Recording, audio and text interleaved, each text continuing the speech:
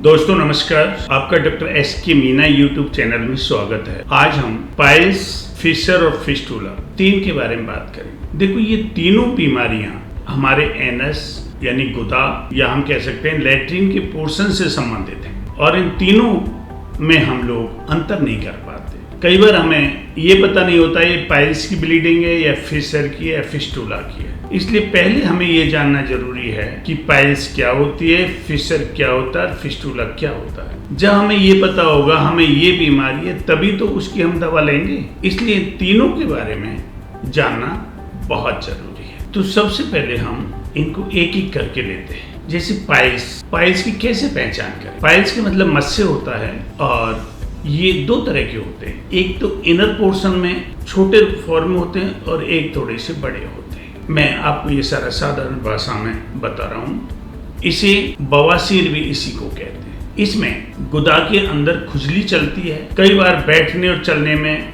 दर्द होता है, ब्लीडिंग होती है, गुदा के आसपास गांठें बन जाती हैं और लैट्रिन जाते समय या लैट्रिन के बाद में दर्द होता है और ब्लीडिंग आती है। कई बार तो बहुत ज़्यादा दर्द होता है, असहनीय, साथ में गुदा के आसपास जलन व खुजली होती है। ये मुख्य विशेषता है इसकी। यही जरूरी नहीं कि पाइल्स का इलाज ऑपरेशन से ही हो, नहीं, पाइल्स का इलाज दवाइयों से भी होता है। होम्योपैथिक दवाइयों के द्वारा इसका परमानेंट ट्रीटमेंट है जिसका कोई साइड इफेक्ट नहीं है। बहुत लोग कई बार ऑपरेशन करा लेते हैं या और कई तरह की दवाएं और वो खाते हैं, लेकिन उनका परमानेंट इलाज नहीं हो पाता, वो दोबारा से वो चीज़ें हो जाती हैं। पाइल्स एक तरह से पेट की गर्मी का कारण है, हालांकि इसके कारण मैं बाद में बताऊंगा। गुदा से संबंधित सारी बीमारियां वैसे पेट की डाइजेशन से संबंध रखती हैं,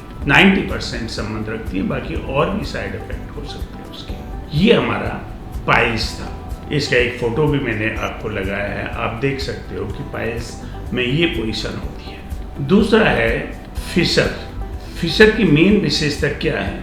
जो हमारा लैट्रिन का पोर्शन है, जैसे कि ये फोटो में आप देख रहे हो, लैट्रिन के पोर्शन की जो किनोर है, कोना है, उनमें दरार पड़ जाती है। जैसे एडियो में बवाई से फट जाती हैं, उसी तरह से हमारे एनस या गुदा के चारों ओर या एक दो जगह इस तरह से बवाई फट जाती है और उसमें दर्द होता है, दरार बन जाती है और उससे ब्लीडिंग होती है। कई बार लैट्रिन जाते समय तो बहुत भयंकर दर्द होता है और साथ में ब्लीडिंग भी आती है। हाँ, इसमें लैट्रिन के बाद में भी लंबे समय तक, जब आप फ्रेश होते हो उसके बाद में भी लंबे समय तक दर्द रहता है। ये फिशर की विशेषता है।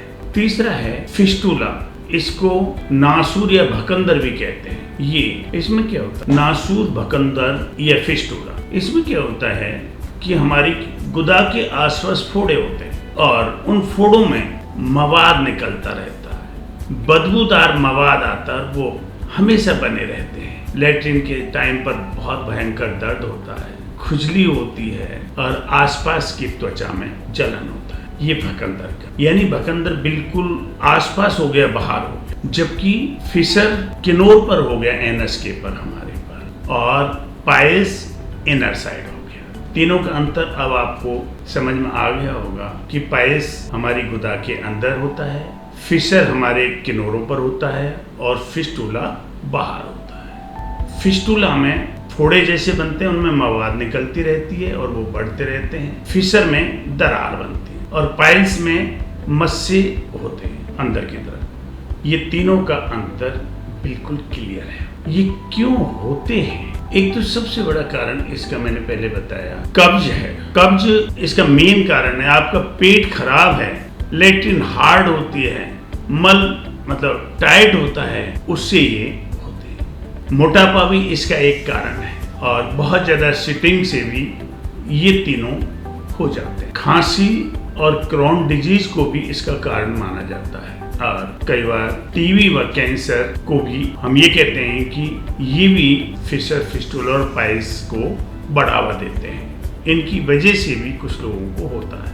ये बात हो गई हमारी तीनों में अंतर क्या है, तीनों के होने का कारण क्या है। अब ये देखना है कि हमारे खाने पीने में क्या करें और दवा क्या लें। पहले हम इस बीच में होम्योपैथिक दवा के बारे में बात करते हैं। होम्योपैथिक दवा स्पार्क्स कंपनी की आती है, ये आप देख रहे हैं जिसका फोटो, ये 1 और 2 ए और बी के रूप में आती है, जिसको हमें 20 बूंद सुबह प्रत्येक में से, पहले ए में से हम 20 बूंद लेंगे थोड़े से पानी में, उसके बाद में हम बी में से थोड़े से पानी में लेंगे। ये खाना खाने के 40 मिनट पहले लेनी होती है। ये दोनों टाइम लेनी होती है और ऐसा कोई परहेज नहीं है इसमें। इसके अलावा इसकी एक क्रीम आती है और एक ऑयल आता है, जो आप लैट्रिन होके आते हैं, फ्रेश होते हैं, धोते समय, धोने के बाद में थोड़ा सा क्रीम आप अंदर तक के पोर्शन में या जहां है उसमें लगा लें, चाहे वो फिस्टूला है, चाहे फिशर है, चाहे पाइल्स है, इन तीनों में उस क्रीम को